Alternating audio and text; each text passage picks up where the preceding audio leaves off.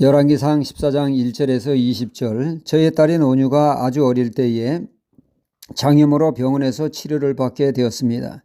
간호사가 팔에다 혈관 주사를 놓기 위해 주사 바늘을 찌르는데 지금 생각해보면 초짜인 것 같습니다. 이제 막 간호사가 되어 병원 생활을 하게 되었는지 혈관을 못 찾아 이리 찌르고 저리 찌르고 아이는 아프다고 울어대고, 이를 옆에서 지켜보고 있던 저는 속에서 열불이 났습니다. 속으로 지금 애 가지고 장난하냐 하며 뒤통수를 한 대 되게 때리고 싶은 마음이 치솟아 올랐지만 그 참느라고 아주 혼난 적이 있습니다. 아마 그때 참는 것 때문에 탈모가 더 심해졌을지도 모를 일이죠. 부모에게 가장 큰 고통은 아마도 자녀의 아픔을 목도하는 것일 겁니다. 부모 자신이 고통을 당하는 것도 고통스러운 일이지만 자녀의 고통과 아픔을 더더욱 크게 느껴지는 것이 부모의 마음입니다. 만약 자녀가 권투 선수로 링 위에서 상대 선수에게 한 대 얻어맞으면 이를 지켜보는 부모는 KO 펀치를 맞은 듯한 아픔을 느낄 것입니다. 자식은 부모의 분신이기에 그렇습니다. 성경에 보면 경건하고 하나님을 경외하는 다윗이 범죄의 늪에 빠진 적이 있습니다. 평상시 다윗도 없지 못한 죄를 짓게 됐죠.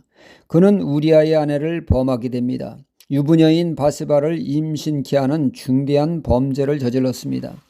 이는 이를 무마하기 위해서 남편 우리아를 죽이고 바세바로 하여금 영원히 자신의 아내로 만들고자 그는 막장 드라마를 연출합니다. 군대장관 요압 장군에게 밀서를 보내 우리아로 하여금 최전선에 보내 적군의 화살바지가 되어 죽게 하라고 말이죠. 전투를 가장해 바세바의 남편을 교묘히 살해했습니다. 이렇게 해서 다윗은 세상 사람들을 다 속였지만 하나님은 하나부터 열까지 이 모든 죄를 낱낱이 감찰하시고 있었습니다. 하나님은 다윗의 이 같은 죄에 하나님은 크게 하나님을 멸시하는 처사라고 분노하셨습니다. 이 일로 바세바는 다윗의 아이를 낳았습니다. 이 아이는 태어나기가 무섭게 시름시름 앓게 되었죠. 사경을 헤매게 됩니다. 아비 다윗은 아이가 생사를 넘나드는 것을 보고 몹시 괴로워합니다. 아이의 생명을 건지기 위해 금식을 마다하지 않았습니다. 금식하며 하나님께 매어 달리지만 하나님은 그 아이를 결국 데리고 가셨습니다.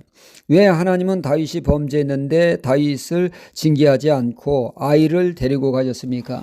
이는 그것이 다윗에게 가장 큰 아픔이요 고통이요 징벌이 되었기 때문입니다. 이렇듯 하나님은 자녀를 통하여 부모를 심판하시며 징벌을 행하시기도 합니다. 이것이 부모에게 가장 큰 고통이 되기 때문입니다. 오늘 말씀의 여로보암이 그런 고통을 맛보게 되고 있죠. 여로보암은 하나님이 그로 하여금 열 지파를 뚝 떼어 주어 북이스라엘의 왕이 되게 하였습니다. 이에 그는 하나님께 감사하며 하나님의 뜻대로 살아도 부족할 판인데 그는 배은망덕하게도 하나님이 아닌 금송아지를 숭배하는 말도 안 되는 짓을 하며 온 백성을 우상 범죄의 늪에 빠지게 한 장본인이 되었습니다. 그런 그에게 내린 하나님의 징벌은 여로보암의 아들 아비야가 사경을 헤매는 것이었습니다. 아들이 그 중내산에 사선을 넘나드는 모습을 보면서 도울 수 없는 아버지 여로보암의 마음은 찢어질 듯이 너무나 고통스러웠습니다. 어떤 약도 어떤 의사도 해결 못하고 병은 갈수록 깊어지고 죽음의 그림자는 덮쳐오고 있었습니다. 그는 그때 떠올린 사람이 한 사람이 있었죠. 그로 하여금 열 지파의 왕이 될 것이라고 예언한 아이야, 하나님의 선지자가 떠올랐습니다.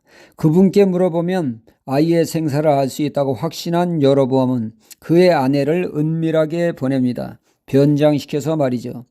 아이야 선지자는 비록 육신의 눈은 노화로 제 기능을 상실하였으나 하나님께서 이 사실을 알려주어 여로보암 아내로 하여금 아들이 죽을 것이라고 여로보암에게 전하라고 합니다.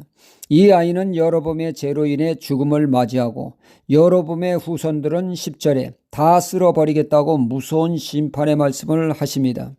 후손의 그 고통은 여로보암의 고통이기 때문에 이 모든 것들을 허락하셨죠.